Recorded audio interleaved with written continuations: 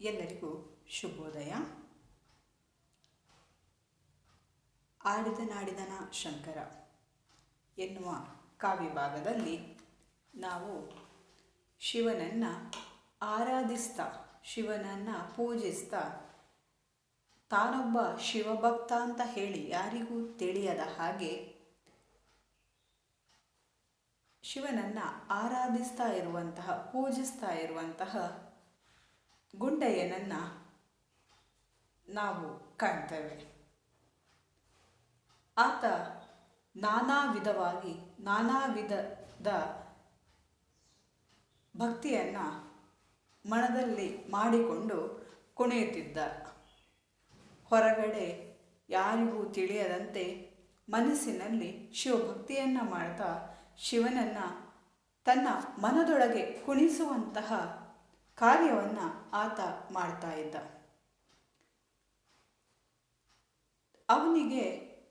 ಅವನ ಮನಸ್ಸಿನಲ್ಲಿ ಶಿವ ಕುಣಿತಾ ಇರಬೇಕಾದ್ರೆ ಅವನಿಗೆ ಒಂದು ರೀತಿಯಾದ ಸಂತೋಷ ಉಂಟಾಗತ್ತೆ. ಯಾರು ಬಂದರು ಹೋದರು ಯಾವುದರ ಅರಿವೆಯೂ ಅವನಿಗಿಲ್ಲದೆ ಅವನೇನು ಮಾಡ್ತಾ ಇದ್ದಾನೆ, ಸಂತೋಷದಿಂದ ಶಿವನನ್ನು, ಭಕ್ತಿಯಿಂದ ಅವನಿಗೆ ಖುಷಿ ಉಂಟಾಗುವ ಹಾಗೆ ಮಾಡ್ತಾ ಇದ್ದಂತೆ. ಅವನು ಮರೆಯುತ್ತಾ, ಕುಣಿಯುತ್ತಾ, ಅಡ್ಡವಾಗಿ ಉದ್ದವಾಗಿ ಮಡಿಕೆಯನ್ನು ಬಾರಿಸ್ತಾ ಶಿವನಿಗೆ ನಮಸ್ಕರಿಸ್ತಾ, ಶಿವನನ್ನು ಸಂತೋಷದಿಂದ, ಪ್ರೀತಿಯಿಂದ ಅವನಿಗೆ ಖುಷಿಯಾಗುವ ಹಾಗೆ ಮಾಡ್ತಾ ಇದ್ದಂತೆ, ತೃಪ್ತಿಪಡಿಸ್ತಾ ಇದ್ದಂತೆ. ನಂಬಿದ ಭಕ್ತರು ಯಾರೂ ಕೂಡ ಗೊತ್ತಿಲ್ಲ. ಶಿವನನ್ನು ನಂಬಿ ಶಿವನ ಮೆಚ್ಚುಗೆಗೆ ಪಾತ್ರರಾದ ಶಿವಭಕ್ತರಿದ್ದಾರೆ ಎನ್ನುವಂಥದ್ದು ಯಾರಿಗೂ ಗೊತ್ತಿಲ್ಲ. ಆದರೆ ಇವಾಗ ಗುಂಡಯ್ಯ ಯಾರು ಅಂತ ಹೇಳಿ ಇಡೀ ಜಗತ್ತಿಗೆ ತಿಳಿಯುವ ಹಾಗೆ ಮಾಡಬೇಕು ಅಂತ ಹೇಳಿ ಶಿವ ನಿರ್ಧಾರ ಮಾಡ್ತಾನಂತೆ. ಹೀಗೆ ಇರ್ತಾ ಇರಬೇಕಾದ್ರೆ ಒಂದು ದಿವಸ ಮಡಕೆ ಮಾಡುವ ಕಾಯಕವನ್ನು ಮಾಡುವಂತಹ ಗುಂಡಯ್ಯ ಶಿವನನ್ನು ನೃತ್ಯ ಮಾಡಿಸ್ತಾ ಇರುವಂತಹ ಸಂದರ್ಭದಲ್ಲಿ ನೋಡಿ, ಅಲ್ಲಿ ತನ್ನ ಮರೆದೊಲವಿಂ ಬಾರಿಸುತ್ತಿರೆ, ಭಿನ್ನಂ ದೊರೆದ ಸುಖಿ ಬಾರಿಸುತ್ತಿರೆ, ಬಾರಿಪ ದನಿ ಗೀಶಂ ಹಾರೈಸುತ್ತೆ, ಕಾರುಣ್ಯಾಂಬುದಿ ತನ್ನಂ ಮೆರೆಯುತ್ತೆ, ಕೈಲಾಸದೊಳೆ ಒಡ್ಡೋಲಗದೊಳು ಶೈಲಜೆ ಕೆಳದೊಳಗಿಳಿ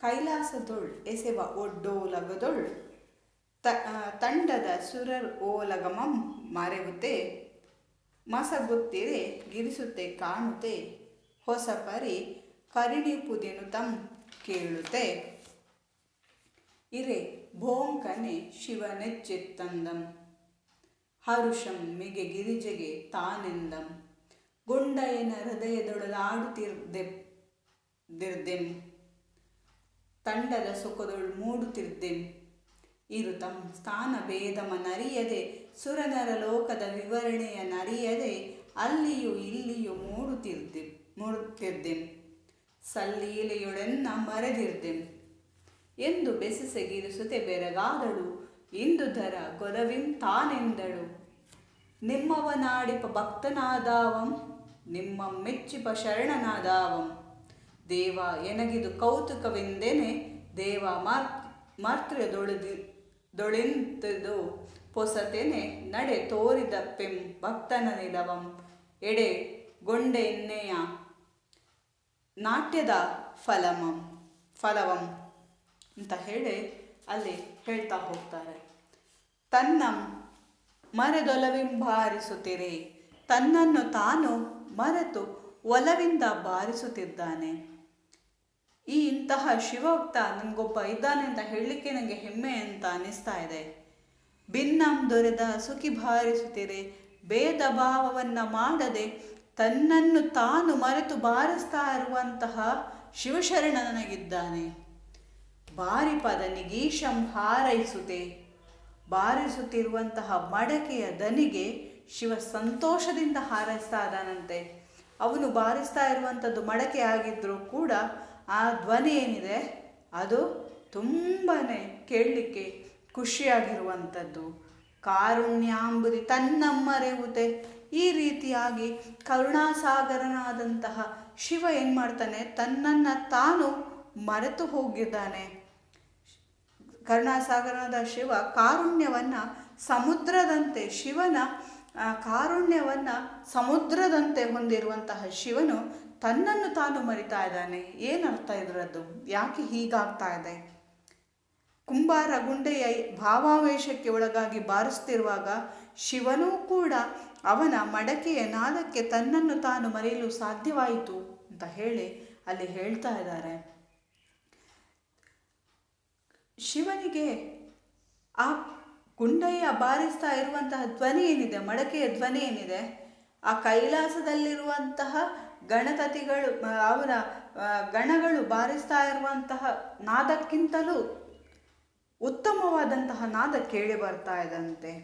ಕೈಲಾಸದಲ್ಲಿ ನಡೆಯುವ ಶಿವನ ಒಡ್ಡೋಲಗದಲ್ಲಿ, ಶಿವನ ಸಭೆಯಲ್ಲಿ ಗುಂಡನ ಹೃದಯವನ್ನು ಕೈಲಾಸವೆಂದೇ ತಿಳಿತಾನಂತೆ. ಇವನೀಗ ಯಾವ ರೀತಿ ಶಿವ ಕುಣಿತಾ ಇದ್ದಾನಂತ ಹೇಳಿದರೆ, ಅವನು ಕೈಲಾಸದಲ್ಲಿ ನಡೆಯುವ ಒಡ್ಡೋಲಗದಲ್ಲಿ ಸಭೆಯಲ್ಲಿರುವಾಗ ಹೇಗಿರ್ತಾನೋ ಹಾಗಿದ್ದಾನಂತೆ.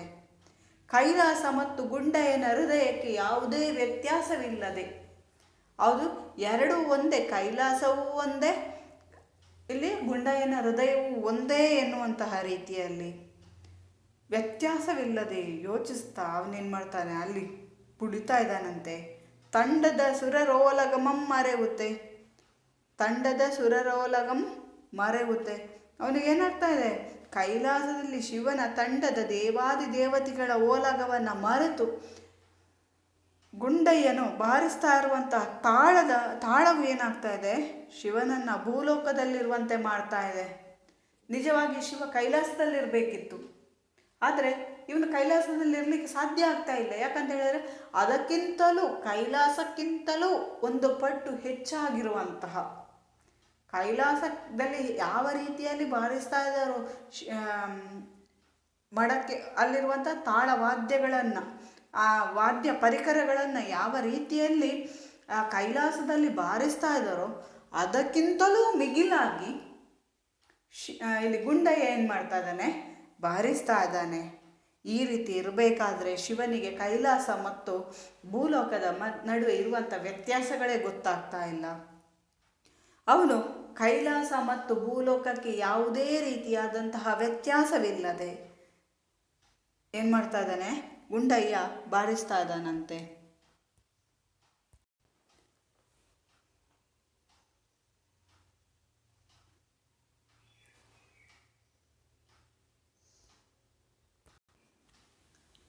ಈ ರೀತಿಯಾಗಿ ಗುಂಡಯ್ಯನು ಬಾರಿಸ್ತಾ ಇರುವಂತಹ ತಾಳವು ಶಿವನನ್ನು ಭೂಲೋಕದಲ್ಲಿ ಇರುವ ಹಾಗೆ ಮಾಡ್ತಾ ಇದೆಯಂತೆ. ಮಸಗುತ್ತೇರೆ ಶಿವ ಗಿರಿಸುತ್ತೆ ಕಾಣುತ್ತೆ. ಶಿವನನ್ನು ಈ ರೀತಿಯಾಗಿ ವಿಜೃಂಭಿಸ್ತಾ ಇದ್ದಾನೆ. ಈ ರೀತಿ ಶಿವನಿಗೆ ಏನಾಗ್ತಾ ಇದೆ, ಯಾಕೆ ಈ ರೀತಿಯಾಗಿ ಆಡ್ತಾ ಇದ್ದಾನೆ ಎನ್ನುವಂಥದ್ದನ್ನು ಪಾರ್ವತಿ ಕಾಣ್ತಾಳಂತೆ. ಹೊಸ ಪರಿ ಕರುಣಿಪುದೆನ್ನುತ್ತಾ ಕೇಳುತ್ತೆ, ಹೊಸ ರೀತಿಯಲ್ಲಿ ಇದೆಲ್ಲ ಇದೆಯಲ್ವಾ, ಯಾಕೆ ಈ ರೀತಿ ಆಗ್ತಾ ಇದೆ, ಇವತ್ತೇನು ಹೊಸ ರೀತಿಯಲ್ಲಿ ಕಾಣ್ತಾ ಇದೆ ಅಂತ ಹೇಳಿ ಪಾರ್ವತಿ ಏನು ಮಾಡ್ತಾಳೆ, ಶಿವನಲ್ಲಿ ಕೇಳ್ತಾಳಂತೆ. ಇರೆ ಭೋಂಕನೆ ಎಚ್ಚೆತ್ತಂ, ಎಚ್ಚೆತ್ತಂ. ಹೀಗಿರ್ಬೇಕಾದ್ರೆ ಒಮ್ಮೆಲೆ ಎಚ್ಚೆತ್ತು ಶಿವ, ಏನಾಯಿತು ಶಿವ, ಯಾಕೆ ಈ ರೀತಿಯಾಗಿ ಇದ್ದೀಯಾ ಅಂತ ಹೇಳಿ ಪಾರ್ವತಿ ಕೇಳಬೇಕಾದ್ರೆ ಶಿವ ಒಮ್ಮೆಲೆ ಎಚ್ಚೆತ್ತಂತೆ. ಹರುಷಮ್ಮಿಗೆ ಗಿರಿಜೆಗೆ ತಾನೆಂದಂ. ಹರುಷದಿಂದ, ಪ್ರೀತಿಯಿಂದ, ಖುಷಿಯಿಂದ ಗಿರಿಜೆಗೆ ತಾನು ಹೀಗೆ ಹೇಳ್ತಾನಂತೆ. ಗುಂಡನ ಹೃದಯದೊಳಾಡುತ್ತಿರ್ದೆ.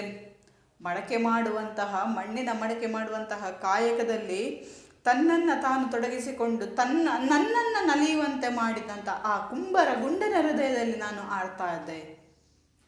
ನಾನಿವಾಗ ಎಲ್ಲಿದ್ದೆ, ನೀನು ಯಾಕೆ ಈ ರೀತಿಯಾಗಿ ಕಳೆದೆ, ನಾನು ಈ ರೀತಿ ಸಂತೋಷದಲ್ಲಿರಬೇಕು ಅಂತ ಹೇಳಿದ್ರೆ ನಾನು ಎಲ್ಲಿದ್ದೆ ಅಂತ ಹೇಳಿ ತಿಳ್ಕೊಳ್ಳುವಂಥ ಆಸೆ ನಿನಗಿದೆಯೋ? ಹೌದು, ಹಾಗಿದ್ರೆ ಕೇಳು. ಮಣ್ಣಿನ ಮಡಿಕೆ ಮಾಡ್ತಾ ಇರುವಂತಹ ಕಾಯಕದಲ್ಲಿ ತನ್ನನ್ನು ತಾನು ತೊಡಗಿಸಿಕೊಂಡು ನನ್ನನ್ನು ನಲಿಯುವಂತೆ ಮಾಡಿರುವಂತಹ ಆ ಕುಂಬರ ಗುಂಡಯ್ಯನ ಹೃದಯದಲ್ಲಿ ನಾನು ಆಡ್ತಾ ಇದ್ದೆ ಅಂತ ಹೇಳಿ ಏನು ಮಾಡ್ತಾನೆ, ಶಿವ ಗಿರಿಜೆಗೆ ಹೇಳ್ತಾನಂತೆ. ತಂಡದ ಆನಂದದ ಸುಖದಳು ಮೂಡುತ್ತಿರುತ್ತೆ. ಹೌದು, ಅವನ ಸುಖದಲ್ಲಿ ಸಂತೋಷದಲ್ಲಿ ಮೈಮರೆಯುತ್ತಿದ್ದೆ ಅಂತ ಹೇಳ್ತಾನಂತೆ. ಅವ ಭಕ್ತಿಯಿಂದ ಖುಷಿಯಿಂದ ಸಂತೋಷದಿಂದ ನನ್ನನ್ನು ಮೈಮರೆಯುವಂತೆ ಮಾಡಿದ್ದಾನೆ.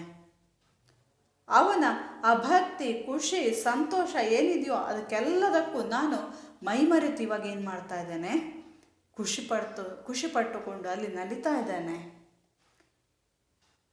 ಇರು ತಮ್ಮ ಸ್ಥಾನದ ಭೇದವನ್ನರಿಯದೆ ನಾನು ಎಲ್ಲಿದ್ದೇನೆ ಎನ್ನುವಂತಹ ಈ ಸ್ಥಾನದ ಭೇದವನ್ನು ನಾನು ತಿಳಿಯದ ರೀತಿಯಲ್ಲಿ ನನ್ನನ್ನು ಆ ಗುಂಡಯ್ಯ ಏನು ಮಾಡ್ತಾ ಇದ್ದಾನೆ, ನನ್ನನ್ನು ನಲಿಸ್ತಾ ಇದ್ದಾನೆ, ನನ್ನನ್ನು ಕುಣಿಸ್ತಾ ಇದ್ದಾನೆ. ಸುರನರ ಲೋಕದ ವಿವರಣೆಯ ನರಿಯದೆ ಸುರಲೋಕ ಮತ್ತು ನರಲೋಕ, ಈ ಭೂಲೋಕ ಮತ್ತು ದೇವಲೋಕದ ಬಗ್ಗೆ ನನಗೆ ತಿಳಿಯದಂತಹ ರೀತಿಯಲ್ಲಿ, ನಾನು ಮರೆಯುವಂತಹ ರೀತಿಯಲ್ಲಿ, ನಾನು ಸುರಲೋಕದಲ್ಲಿರಬೇಕಿತ್ತು, ದೇವಲೋಕದಲ್ಲಿರಬೇಕು, ನಾನು ಭೂಮಿಗೂ ಹೋಗಲಿಕ್ಕಿಲ್ಲ ಎನ್ನುವಂಥದ್ದನ್ನು ಮರೆಯುವಂತಹ ರೀತಿಯಲ್ಲಿ ನಾನೇನು ಮಾಡ್ತಾ ಇದ್ದೆ, ಅಲ್ಲಿಯೂ ಇಲ್ಲಿಯೂ ಕುಣಿತಾ ಇದ್ದೆ, ಅಲ್ಲಿಯೂ ಇಲ್ಲಿಯೂ ಮೂಡುತ್ತಿದ್ದೆ. ಎರಡೆರಡು ಕಡೆಗಳಲ್ಲೂ ನಾನು ಕಾಣಿಸ್ತಾ ಇದ್ದೆ. ಸಂತೋಷದಿಂದ ಗುಂಡಯ್ಯನ ಭಕ್ತಿಗೆ ಅವನ ಪ್ರೀತಿಗೆ ತನ್ನನ್ನು ತಾನು ಮರೆತು ಹೋಗಿದ್ದೆ. ನನಗೇನಾಗ್ತಾ ಇತ್ತು, ಅವನು ಖುಷಿಯಿಂದ ನನ್ನನ್ನು ಆಡಿಸ್ತಾ ಇರಬೇಕಾದ್ರೆ ನಾನೊಮ್ಮೆ ಅಲ್ಲಿ, ಒಮ್ಮೆ ಭೂಲೋಕದಲ್ಲಿ, ಒಮ್ಮೆ ದೇವಲೋಕದಲ್ಲಿ, ಸುರಲೋಕದಲ್ಲಿ, ಒಮ್ಮೆ ಅಲ್ಲಿ ಒಮ್ಮೆ ಇಲ್ಲಿ ಅಂತ ಹೇಳಿ ನಾನು ಮೂಡ್ತಾ ಇದ್ದೆ. ಅಲ್ಲಿಯೂ ಇದ್ದೆ, ಇಲ್ಲಿಯೂ ಇದ್ದೆ.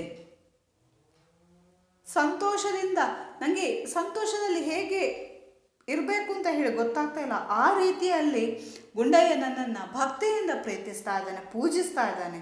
ಆದ ಕಾರಣ ನಾನೇನಾಗಿದ್ದೇನೆ, ನನ್ನನ್ನು ನಾನು ಮರೆಯುವಂತಾಗಿದೆ. ಗಿರಿಸುತ್ತೆ ಇಷ್ಟೆಲ್ಲ ಹೇಳುವಾಗ ಪಾರ್ವತಿಗೆ ಇವನೇನು ಹೇಳ್ತಾನಪ್ಪ, ಇಷ್ಟು ಖುಷಿಯಾಗಿದ್ದಾನೆ, ಇಷ್ಟು ಸಂತೋಷದಿಂದ, ಯಾರು ಇವನನ್ನು ಆಡಿಸಿದಿ, ಕುಂಬಾರಗುಂಡಯ್ಯ ಅಂತ ಹೇಳ್ತಾನೆ. ಯಾರೇ ಕುಂಬಾರಗುಂಡಯ್ಯ? ಇವಳಿಗೆ ಬೆರಗಾಗಿ ಆಶ್ಚರ್ಯದಿಂದ ಕೇಳ್ತಾಳಂತೆ. ಗಿರಿಸುತ್ತೆ ಬೆರಗಾದಳ್ ಇಂದುದರ ಗೊಲವಿಂ ತಾನೆಂದಳ್, ಚಂದ್ರನನ್ನ ಇಂದುವನ್ನ ಶಿರದಲ್ಲಿ ಧರಿಸಿರುವಂತಹ ಶಿವನಿಗೆ ಪ್ರೀತಿಯಿಂದ ಹೀಗೆ ಹೇಳ್ತಾಳಂತೆ, ನಿಮ್ಮನ್ನು ಇಷ್ಟೊಂದು ರೀತಿಯಲ್ಲಿ ಈ ರೀತಿಯಲ್ಲಿ ಖುಷಿಗೊಳಿಸಿರುವಂತಹ, ಸಂತೋಷಗೊಳಿಸಿರುವಂತಹ ಆ ವ್ಯಕ್ತಿ ಯಾರು? ಹಾಗಿದ್ರೆ ನೀವು ಅಲ್ಲಿಯೂ ಇಲ್ಲಿಯೂ ಮೂಡಿಕೊಂಡು ನಲಿದಾಡಿಕೊಂಡು ಖುಷಿಯನ್ನು ಅನುಭವಿಸಿಕೊಂಡು ಇರುವ ಹಾಗೆ ಮಾಡಿರುವಂತಹ ವ್ಯಕ್ತಿ ಯಾರು? ನಿಮ್ಮನ್ನು ಈ ರೀತಿಯಲ್ಲಿ, ನಿಮ್ಮನ್ನು ನೀವು ಮೈಮರೆಯುವಂತಹ ರೀತಿಯಲ್ಲಿ ಕುಣಿಸಿರುವಂತಹ ಭಕ್ತನಾರು? ನಿಮ್ಮನ್ನು ಮೆಚ್ಚಿಸುವಂತಹ ಆ ಶರಣ ಯಾರು? ನೀವು ಇಷ್ಟೊಂದು ರೀತಿಯಲ್ಲಿ ಅವನ ಬಗ್ಗೆ ಪ್ರೀತಿಯನ್ನು ತೋರಿಸ್ತಾ ಇದ್ದೀರಾ, ಅವನ ಆ ನಾದಕ್ಕೆ ನೀವು ಕುಣಿಬೇಕು ಅಂತ ಅನ್ನಿಸ್ತಾ ಇದೆ, ನೀವು ಅವನಿಂದ ಸಂತೋಷಗೊಂಡಿದ್ದೀರಿ. ನಿಮ್ಮನ್ನು ಈ ಪರಿಯಲ್ಲಿ ಕುಣಿಯುವ ಹಾಗೆ ಮಾಡಿರುವಂತಹ ಭಕ್ತನಾರು? ನಿಮ್ಮನ್ನು ಈ ಪರಿಯಲ್ಲಿ ಮೆಚ್ಚಿಸಿರುವಂತಹ ಭಕ್ತ ಯಾರು? ದೇವಾ, ಎನಗಿದು ಕೌತುಕವೆಂದೇನೆ, ನನಗಿದು ಅಚ್ಚರಿ ಆಗ್ತಾ ಇದೆ, ನನಗಿದು ಆಶ್ಚರ್ಯ ಆಗ್ತಾ ಇದೆ. ದೇವಾ, ಏನಿದು? ನೀವು ಈ ರೀತಿಯಲ್ಲಿ ಖುಷಿಯಿಂದ ಸಂತೋಷದಿಂದ ಈ ರೀತಿಯಲ್ಲಿ ಇದ್ದೀರಿ ಅಂತ ಹೇಳಿದರೆ ಏನಿದು? ದೇವಾ, ಭೂಲೋಕದಲ್ಲಿ ಇದು ಹೊಸತೆಂದು ನನಗೆ ಆಶ್ಚರ್ಯವಾಗ್ತಾ ಇದೆ. ಭೂಲೋಕದಲ್ಲಿ ಈ ರೀತಿ ಆಗ್ಲಿಕ್ಕೆ ಸಾಧ್ಯ ಇದೆಯಾ? ಭೂಲೋಕದಲ್ಲಿ ಇದು ಹೊಸತ್ತು. ಈ ರೀತಿ ಶಿವ ಹೋಗಿ ಭೂಲೋಕದಲ್ಲಿ ಕುಣಿತಾ ಇದ್ದಾನಂತ ಹೇಳಿದರೆ ಯಾರು ಕೇಳುವಂಥವರಿಲ್ಲ, ಅದನ್ನು ನಂಬುವಂಥವರಿಲ್ಲ. ಹೌದಾ ಇದು? ನೀವು ಹೇಳ್ತಾ ಇರುವಂಥದ್ದು ಸತ್ಯವೇ? ಇಷ್ಟೊಂದು ನಿಮ್ಮನ್ನು ಆರಾಧಿಸಿ ಮೆಚ್ಚಿಸಿ ಮೈಮರೆಯುವಂತೆ ಮಾಡುವ ಶರಣರಿದ್ದಾರೆ ಅಂತ ಹೇಳಿದರೆ ಅದು ಅಚ್ಚರಿಯೇ ಸರಿ. ಶರಣರಿದ್ದಾರೆ ನಿಮಗೆ ಬೇಕಾದಷ್ಟು ಶಿವಶರಣರು ಬೇಕಾದಷ್ಟು ಜನ ಇದ್ದಾರೆ. ಆದರೆ ಅವರೆಲ್ಲ ನಿಮ್ಮನ್ನು ಮೆಚ್ಚಿಸಿ ಖುಷಿಗೊಳಿಸು ಸಂತೋಷಪಡಿಸುವಂತಹ ಹಂತಕ್ಕೆ ಯಾರೂ ಬಂದಿಲ್ಲ. ಇವಾಗ ಇಂತಹ ಒಬ್ಬ ಭಕ್ತನಿದ್ದಾನೆ. ಆ ಭಕ್ತ ಏನು ಮಾಡ್ತಾ ಇದ್ದಾನೆ? ನಿಮ್ಮನ್ನು ಖುಷಿಗೊಳಿಸ್ತಾ ಇದ್ದಾನೆ, ಸಂತೋಷಗೊಳಿಸ್ತಾ ಇದ್ದಾನೆ. ನೀವು ಭೂಲೋಕದಲ್ಲಿ ಮತ್ತು ಸುರಲೋಕದಲ್ಲಿರುವ ಹಾಗೆ ಮಾಡ್ತಾ ಇದ್ದಾನೆ ಅಂತ ಹೇಳಿದರೆ ಅಂತಹ ಭಕ್ತನೂ ಇದ್ದಾನೆ. ಯಾರಿವ ಹಾಗಿದ್ರೆ? ಅಚ್ಚರಿ ಆಗ್ತಾ ಇದೆ, ನನಗೆ ಆಶ್ಚರ್ಯ ಆಗ್ತಾ ಇದೆ. ನಿಮ್ಮನ್ನು ಆರಾಧಿಸುವಂತಹ ಕೇವಲ ಶಿವ ಭಕ್ತರು ಅಂತ ಹೇಳಿದರೆ ಹಣಗೊಂದಷ್ಟು ವಿಭೂತಿ, ಮೈಗೊಂದಷ್ಟು ವಿಭೂತಿಯನ್ನು ಹಚ್ಚಿಕೊಂಡು ಇರುವಂತಹ ಭಕ್ತರಲ್ಲ. ಅವರು ನಿಮ್ಮನ್ನು ಆರಾಧಿಸಬೇಕು, ನಿಮ್ಮನ್ನು ಪೂಜಿಸಬೇಕು, ನಿಮಗೆ ಸಂತೋಷಗೊಳಿಸುವ ಹಾಗೆ ಮಾಡಬೇಕು. ಹಾಗಿದ್ರೆ ಇದೇನೋ ಅಚ್ಚರಿಯೇ ಸರಿ. ನನಗೆ ಅವನನ್ನು ನೋಡಬೇಕು ಅಂತ ಅನ್ನಿಸ್ತಾ ಇದೆ. ನಿಮ್ಮನ್ನು ಈ ರೀತಿಯಾಗಿ ಮೈಮರೆಯುವಂತೆ ಮಾಡಿರುವಂತಹ ವ್ಯಕ್ತಿ ಯಾರಿದ್ದಾನೋ ಅವನನ್ನು ಒಮ್ಮೆ ನೋಡಬೇಕು. ನಡೆ ತೋರಿದ್ದೆ ಹಾಗಿದ್ರೆ ನಡೆ ತೋರಿಸ್ತೇನೆ ಆ ಭಕ್ತ ಯಾರು ಅಂತ ಹೇಳಿ ನಿಮಗೆ ನೋಡಬೇಕು ಅಂತ ಆಶ್ಚರ್ಯ ಪಡ್ತಾ ಇದೆ ಅಂತ ಹೇಳಿದರೆ, ಸರಿ ಬಾ ನನ್ನ ಜೊತೆ, ನಾನು ನಿನಗೆ ತೋರಿಸ್ತೇನೆ. ಜೊತೆಗೆ ನನ್ನ ನಾಟ್ಯದ ಫಲವಂ ನಿನಗೆ ತೋರಿಪ್ಪೆ. ನನ್ನ ಜೊತೆಗೂಡಿ ಗುಂಡಯ್ಯನ ನಾಟ್ಯವಾಡುವ ನಾಟ್ಯದ ಫಲವನ್ನು ತೋರಿಸುವೆ, ನಡೆ ಅಂತ ಹೇಳಿ ಶಿವ ಹೇಳ್ತಾನಂತೆ. ಬಾ ನೀನು, ನಿನಗೆ ನನ್ನನ್ನು ಇಷ್ಟು ಸಂತೋಷಗೊಳಿಸಿರುವಂಥ, ಇಷ್ಟು ಖುಷಿಗೊಳಿಸಿರುವಂಥ ಆ ಶಿವಭಕ್ತ ಯಾರು ಅಂತ ಹೇಳಿ ನಿನಗೆ ನೋಡಬೇಕು ಅಂತ ಅನ್ನಿಸ್ತಾ ಇದೆಯಲ್ವಾ? ಬಾ ಹಾಗಿದ್ರೆ ನಡಿ, ಹೋಗುವ, ಭೂಲೋಕಕ್ಕೆ ಹೋಗುವ. ಅಲ್ಲಿ ನಾನು ನಿಂಗೆ ಏನು ಮಾಡ್ತೇನೆ, ನನಗೆ ನನ್ನನ್ನು ಖುಷಿಗೊಳಿಸಿರುವಂತಹ, ಸಂತೋಷಗೊಳಿಸಿರುವಂತಹ, ನಾನು ಕುಣಿಯುವಂತೆ ಮಾಡುವಂತಹ ಆ ಭಕ್ತ ಯಾರು ಅಂತ ಹೇಳಿ ನಿನಗೆ ತೋರಿಸ್ತೇನೆ. ಬಾ, ನನ್ನ ಜೊತೆಗೂಡಿ ಬಾ ನೀನು ಅಂತ ಹೇಳಿ ಅಲ್ಲೇನು ಮಾಡ್ತಾನಂತೆ, ಶಿವ ಕರ್ಕೊಂಡು ಹೋಗ್ತಾನಂತೆ. ಎಂದಿರುವ ಒಂದಾಗಿ ಬರುತ್ತಂ, ಬಂದಿ ಮರ್ತ್ಯದೊಳು ಅವತರಿಸುತ್ತಂ. ಗಗನದೊಳು ಅಂಬಿಕೆಯಂ ಸೈ ತೀರಿಸುತ್ತೆ, ಜಗದೀಶಂ ಸುಖವಂ ಹಾರೈಸುತ್ತೆ. ಗುಂಡನ ನಿಲಯದ ಮುಂದೆ ನಿಂದಿರೆ, ಗುಂಡಯ್ಯಂ ಸುಖದಿಂ ಭಾರಿಸುತ್ತಿರೆ. ಒಳಗಣ ಸುಖದಿಂ ಹೊರಗಲ್ಲಾಡದೆ ಪುಳಕಿಸುತ್ತಂ, ಭಾರಿಸುತ್ತಂ ಮಾಡದೆ ಕಂಡ ಭವಂ ಕಡು ನಿಷ್ಠೆಗೆ ಮೆಚ್ಚುತ್ತೆ. ಗುಂಡಯ್ಯನ್ ಎಚ್ಚರಿಸಲ್ ಬಗೆವುತೆ, ಒಳಗಾಡುವ ಲಿಂಗವನ್ನ ಆಕರ್ಷಿಸಿ ಒಳಗಣ ಲಿಂಗವ ಶಿವನೋಡ್ ಮೇಳಿಸಿ. ಲಿಂಗದೊಡನೆ ಕಣ್ತೆರೆದಂ ಗುಂಡಂ, ಹಿಂಗದೆ ಹೊರಗಣ ಶಿವನಂ ಕಂಡಂ. ಏನಾಯ್ತು? ಬಾ ಹಾಗಿದ್ರೆ ಬಾ ಹೋಗುವ, ನಾವು ನೋಡುವ, ಬಾ ನೀನು ನನ್ನ ಜೊತೆಗೆ ಬರ್ತಿ ಅಂತ ಹೇಳಿದ್ರೆ ಬಾ ನೀನು ಎಂದು ಇಬ್ಬರು ಒಂದಾಗಿ ಬರ್ತಾರಂತೆ. ಬಂದು ಸ್ವರ್ಗಲೋಕದಿಂದ ಭೂಲೋಕದಲ್ಲಿ ಅವತರಿಸ್ತಾರೆ. ಅವರು ಸ್ವರ್ಗಲೋಕ ಕೈಲಾಸದಿಂದ ಭೂಮಿಗೆ ಬರ್ತಾರಂತೆ. ಬಂದಾಗ ಗಗನದೊಳು ಅಂಬಿಕೆಯಂ ಸೈರಿಸುತ್ತೆ. ಶಿವನು ಆಕಾಶ ಮಾರ್ಗವಾಗಿ ಪಾರ್ವತಿಯನ್ನು ಸೇರಿಕೊಂಡು, ಜೊತೆಗೆ ಪಾರ್ವತಿಯ ಜೊತೆಗೆ ಆಕಾಶ ಮಾರ್ಗವಾಗಿ ಜಗದೀಶನಾದಂತಹ ಶಿವ, ಜಗತ್ತಿಗೆ ಒಡೆಯನಾದಂತಹ ಶಿವ ಈ ಎಲ್ಲರಿಗೂ ಸುಖವನ್ನು ಹಾರೈಸುತ್ತಾ ಈ ಭೂಲೋಕಕ್ಕೆ ಬಂದು ಅವತರಿಸ್ತಾನಂತೆ. ಈ ಭೂಲೋಕಕ್ಕೆ ಬಂದು ಅವತರಿಸಬೇಕಾದ್ರೆ ಶಿವ ಮಾತ್ರ ಅವತರಿಸೋದಿಲ್ಲ, ಪಾರ್ವತಿಯನ್ನು ಒಡಗೂಡಿಕೊಂಡು, ಪಾರ್ವತಿಯನ್ನು ಜೊತೆಗೂಡಿಕೊಂಡು ಆಕಾಶ ಮಾರ್ಗವಾಗಿ ಪಾರ್ವತಿಯನ್ನು ಸೇರಿಕೊಂಡು ಜಗದೀಶನಾದಂತಹ ಶಿವ ಏನು ಮಾಡ್ತಾನೆ, ಈ ಭೂಮಿಗೆ ಬಂದು ಭೂಮಿಯಲ್ಲಿ ಅವತರಿಸ್ತಾನಂತೆ. ಅದು ಎಲ್ಲಿ ಅಂತ ಹೇಳಿದ್ರೆ ಗುಂಡಯ್ಯನ ಮನೆ ಮುಂದೆ ಬಂದು ನಿಲ್ಲುತ್ತಾರೆ. ಗುಂಡಯ್ಯನ ಮನೆ ಮುಂದೆ ಈ ಶಿವಪಾರ್ವತಿಯರು ಬಂದು ನಿಂತಾಗಲೂ ಕೂಡ ಗುಂಡಯ್ಯ ಏನು ಮಾಡ್ತಾ ಇದ್ದಾನೆ, ಮೈ ಮರೆತು, ತನ್ನನ್ನು ತಾನು ಮರೆತು, ಶಿವ ಬಂದಿದ್ದಾನೆ ಅಂತ ಹೇಳಿಯೂ ಗೊತ್ತಾಗದೆ ತಿಳಿಯದೆ ಆತ ಮೈ ಮರೆತು ಸುಖದಿಂದ ತನ್ನ ಮಡಕೆಯನ್ನು ಬಾರಿಸ್ತಾ ಇದ್ದಾನಂತೆ. ಶಿವ ಬಂದು ನಿಂತಿದ್ದಾನೆ. ಶಿವಪಾರ್ವತಿಯರು ಬಂದು ನಿಂತಿದ್ದದನ್ನು ಗಮನಿಸಿದೆ. ಅವನು ಯಾವುದನ್ನು ಗಮನಿಸ್ತಾ ಇಲ್ಲ. ತನ್ನ ಸುತ್ತಮುತ್ತ ಏನಾಗ್ತಾ ಇದೆ, ತನಗೆ ಯಾರಾದರೂ ಏನಾದರೂ ಹೇಳ್ತಾರೋ ಏನೋ, ಯಾವುದನ್ನು ಗಮನಿಸ್ತಾ ಇಲ್ಲ ಅವನು. ಆ ರೀತಿಯಾಗಿದ್ದ ಕಾರಣ ಅವನಿಗೆ ಶಿವಪಾರ್ವತಿಯರು ಬಂದು ತನ್ನ ಮನೆಯ ಮುಂದೆ ನಿಂತಿದ್ದಾರೆ, ಅವತರಿಸಿದ್ದಾರೆ, ಅದು ಅವನಿಗೆ ಗೊತ್ತಾಗ್ತಾ ಇಲ್ಲ. ಅವನೇನು ಮಾಡ್ತಾ ಇದ್ದಾನೆ, ಅವನು ಮೊದಲು ಹೇಗೆ ಭಕ್ತಿಯಿಂದ ಶಿವನನ್ನು ಆರಾಧಿಸಿಕೊಂಡು ಪೂಜಿಸಿಕೊಂಡು ತನ್ನ ಮಡಕೆಯನ್ನು ಬಾರಿಸ್ತಾ ಇದ್ದಾನೋ ಅದೇ ರೀತಿಯಲ್ಲಿ ಅವನಲ್ಲಿ ಯಾವುದೇ ಒಂದು ರೀತಿಯಾದಂತಹ ಕಲ್ಮಶವು ಇರದೆ, ಅದೇ ಭಕ್ತಿಯಿಂದ, ಅದೇ ಪ್ರೇಮದಿಂದ, ಅದೇ ಖುಷಿಯಿಂದ ಅವನೇನು ಮಾಡ್ತಾ ಇದ್ದಾನಂತೆ, ಆ ಮಡಕೆಯನ್ನು ಬಾರಿಸ್ತಾ ಇದ್ದಾನಂತೆ. ಒಳಗಣ ಸುಖದಿಂಬ ಹೊರಗಲ್ಲಾಡದೆ, ಹೃದಯದಲ್ಲಿ ಶಿವಭಕ್ತಿಯನ್ನು ತುಂಬಿಕೊಂಡು ಹೊರಗಡೆ ತೋರಿಸದೆ, ತನ್ನ ಹೃದಯದಲ್ಲೇ ಸಂತೋಷದಿಂದ ಮಡಕೆಯನ್ನು ಬಾರಿಸುವುದರಲ್ಲೇ ತಲ್ಲೀನಾಗಿದ್ದಾನೆ. ಸ್ವಲ್ಪ ಸಮಯವೂ ಬಿಡದೆ ಇವನನ್ನು ಕಂಡ ಶಿವನ ಏನು ಮಾಡ್ತಾನೆ, ಇವನ ಕಡು ನಿಷ್ಠೆಗೆ ಮೆಚ್ಚುತ್ತಾ ಅವನೇನು ಮಾಡ್ತಾ ಇದ್ದಾನೆ, ಸ್ವಲ್ಪವೂ ಸಮಯ ಹೆಚ್ಚು ಕಡಿಮೆ ಮಾಡೋದಿಲ್ಲ. ಇವನೇನು ಮಾಡ್ತಾ ಇದ್ದಾನೆ, ಶಿವನನ್ನು ಮೆಚ್ಚಿಸ್ತಾ ಇದ್ದಾನೆ, ಶಿವನಿಗೆ ಕುಣಿಸ್ತಾ ಇದ್ದಾನೆ. ಶಿವನನ್ನು ಭೂಮಿಗೆ ಬಂದರೂ ಅವನಿಗೆ ಗೊತ್ತಾಗ್ತಾ ಇಲ್ಲ. ಸ್ವಲ್ಪವೂ ಸಮಯ ಬಿಡದೆ ಇವನನ್ನು ಕಂಡಂಥ ಶಿವನೇನು ಮಾಡ್ತಾ ಇದ್ದಾನಂತೆ, ಇವನ ಕಡು ನಿಷ್ಠೆಗೆ ಮೆಚ್ತಾನಂತೆ. ಇವನ ನಿಷ್ಠೆ ಎನ್ನುವಂಥದ್ದನ್ನು ಪರೀಕ್ಷಿಸಿದ ಶಿವ ಇವನಿಗೆ ಖುಷಿ ಆಗ್ತದಂತೆ. ಹೊರ ಜಗತ್ತಿನ ಪರಿವೇ ಇಲ್ಲದೆ ತನ್ನ ಸುತ್ತಮುತ್ತ ಯಾರು ಬಂದಿದ್ದಾರೆ, ಯಾರು ಹೋಗಿದ್ದಾರೆ, ಯಾರಿದ್ದಾರೆ, ಯಾವುದರ ಬಗ್ಗೆಯೂ ಪರಿವೆಯೇ ಇಲ್ಲದೆ ಆತ ಮಡಕೆಯನ್ನು ಬಾರಿಸ್ತಾ ಇರಬೇಕಾದ್ರೆ ಗುಂಡೆಯನ್ನು ಒಮ್ಮೆ ಎಚ್ಚರಿಸಬೇಕು ಅಂತ ಹೇಳಿ ಬಗೆದು ಯೋಚಿಸಿ ಮನಸ್ಸಿನ ಒಳಗೆ ಆಡುವ ಲಿಂಗವನ್ನು ಆಕರ್ಷಿಸಿ ಅಂತರಂಗದಲ್ಲಿರುವ ಲಿಂಗದೊಂದಿಗೆ ಮೇಳೈಸಿ ಬೆರೆತು ಯಾರು ತನ್ನನ್ನು ಎಚ್ಚರಿಸ್ತಾ ಇರುವವರು ಯಾರೆಂದು ಕಣ್ಣು ತೆರೆದು ನೋಡುವಂತೆ ಅಲ್ಲೇ ಶಿವ ಮಾಡ್ತಾನಂತೆ. ಹೊರ ಜಗತ್ತಿನ ಪರಿವೇ ಇಲ್ಲದ ಇವನೇನು ಮಾಡ್ತಾ ಇದ್ದಾನೆ, ಖುಷಿಯಿಂದ ಬಾರಿಸ್ತಾ ಇದ್ದಾನೆ ಗುಂಡಯ್ಯ. ಇವನನ್ನು ಒಮ್ಮೆ ಎಚ್ಚರಿಸಿ ನೋಡಬೇಕು, ಅವನಿಗೆ ಎಚ್ಚರ ಆಗಬೇಕು. ಅವನಿವಾಗ ಹೊರ ಪ್ರಪಂಚದ ಬಗ್ಗೆ ಯಾವುದೇ ರೀತಿಯಾದಂತಹ ಮನಸ್ಥಿತಿ ಇಲ್ಲ ಅವನಿಗೆ. ಯಾವುದೇ ರೀತಿಯಾದಂತಹ ನನಗೆ ಯಾರಾದರೂ ನೋಡುವಾರು, ಯಾರಾದರೂ ಬಂದಾರು, ಏನಾದರೂ ಆಗಬಹುದು ಎನ್ನುವಂಥ ಬಗ್ಗೆ ಪರಿವೇ ಇಲ್ಲ ಅವನಿಗೆ. ಅವನನ್ನು ಈಗ ಏನು ಮಾಡಬೇಕು, ಒಮ್ಮೆ ಎಚ್ಚರಿಸಬೇಕು. ಎಚ್ಚರಿಸಿದಾಗ ಅವನಿಗೆ ಈ ಜಗತ್ತಿನ ಬಗ್ಗೆ ಒಮ್ಮೆ ಪರಿವೆ ಬರಬೇಕು ಅಂತ ಹೇಳಿ ಯೋಚಿಸ್ತಾನಂತೆ. ಮನಸ್ಸಿನೊಳಗೆ ಆಡ್ತಾ ಇರುವಂತಹ ಲಿಂಗವನ್ನು ಆಕರ್ಷಿಸಬೇಕು.